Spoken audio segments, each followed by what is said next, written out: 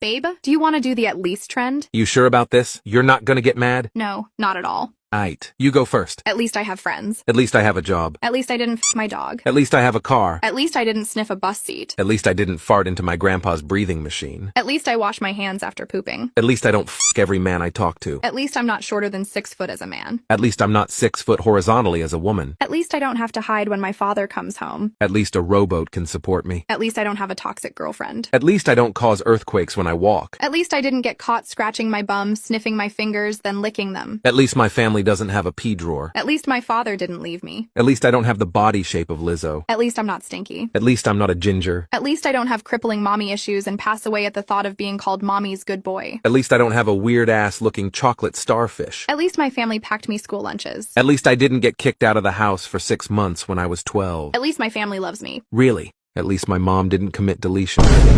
At least my father didn't go back to rehab 4 times, and each time he'd promise me that he would get better.